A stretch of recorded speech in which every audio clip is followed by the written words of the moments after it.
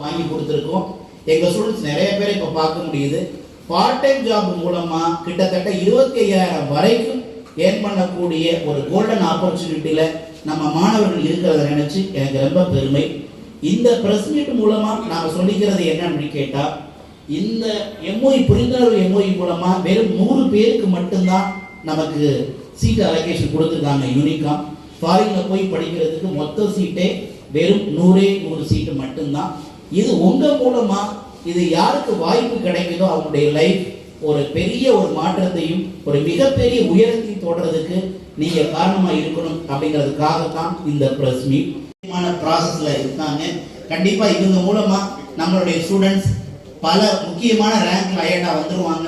அடுத்த வருஷம் நம்மளுடைய ப்ரெஸ் மீட்டில் நான் இந்த ஸ்டூடெண்ட்டுடைய சக்ஸஸை நான் பகிர்ந்துக்கிறதுல ரொம்ப பெருமையாகவும் ஆவலாகவும் இருக்கேன். ஏன் இந்த ப்ரெஸ் மீட் அப்படின்னு கேட்டால், இன்னைக்கு ஏகப்பட்ட வாய்ப்பு ஏவியேஷன் இண்டஸ்ட்ரியில் கொட்டி கிடக்குங்க. Lakhs and lakhs rupees salary, மிகப்பெரிய பொசிஷன். நமக்கெல்லாம் ஏவியேஷனா என்ன தெரியும்னா, மெஜாரிட்டி பீப்புளுக்கு பைலட் தெரியும், கேபின் க்ரூ தெரியும். இதை தவிர 38 டிபார்ட்மெண்ட் ஏர்போர்ட்டில் இருக்குங்க. நம்ம உள்ளே என்ட்ரானோன்னு செக்இன் கவுண்டர்லேருந்து ஆரம்பிச்சு, பேக்கேஜ் கிளைம்லேருந்து ஆரம்பிச்சு, ஒரு ஃப்ளைட்டு ப்ராப்பராக பறக்கணும்னா லெஃப்ட் சைடில் உள்ள வெயிட்டும் ரைட் ஹேண்ட் சைடு நம்மளுடைய பேக்கேஜ் உள்ளே போய் வச்ச உடனே 2 சைடில் இருக்கிற வெயிட்டும் ஈக்குவலாக இருந்தால் தான் ஃப்ளைட்டால் பறக்க முடியும். அதை கவனிக்கிறவங்க டெஸ்பேச்சர், அவங்களுடைய சேலரி பல லட்சம்.